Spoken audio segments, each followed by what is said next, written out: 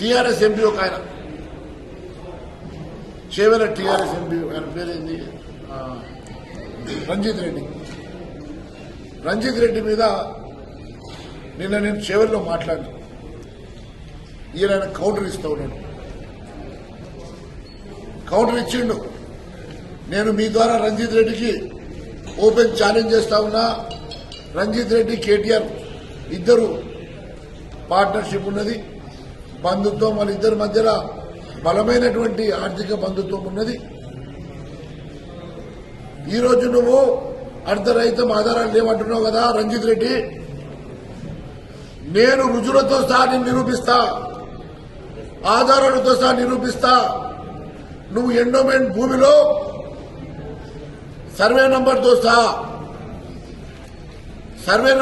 సహా నువ్వు 4 ఎకరాల 18 గుంటల్లో హనుమాన్ల గుడిని కూలగొట్టమన్న వాస్తవం కాదా? షేక్పేట్ గ్రామంలో 4 ఎకరాల 18 గుంటల హనుమాన్ల గుడిని నువ్వు డిమాలిష్ చేసి అక్కడ అపార్ట్మెంట్ కడుతున్నాడు. పాపాత్ముడు కాదా నువ్వు? దాంట్లో నీకు కేటీఆర్ కి సంబంధం లేదా? అంతేకాదు,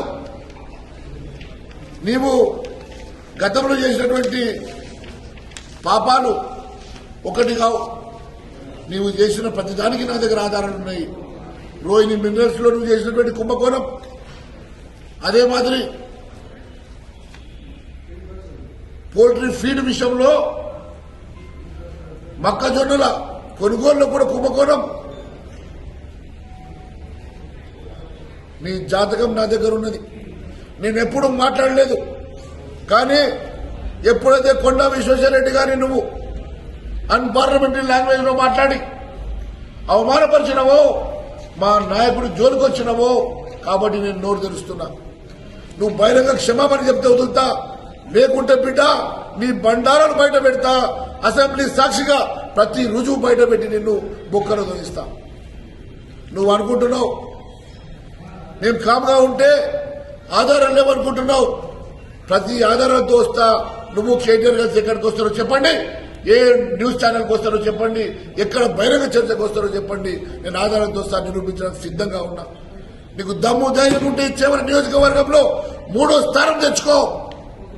3వ స్థానం కూడా నీకు రాదు. డిపాజిట్ కోసం కొట్టాడేటువంటి పరిస్థితి.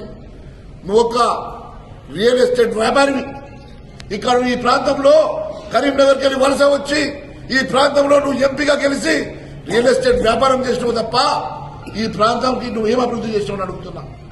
ఈ ప్రాంతంలో కేవలం 1000 ఎకరాల భూములు సామాన్య ప్రజానికం దగ్గర, ఫార్మర్స్ దగ్గర, రైతుల దగ్గర తక్కువ ధరలో కొనుగోలు చేసుకుని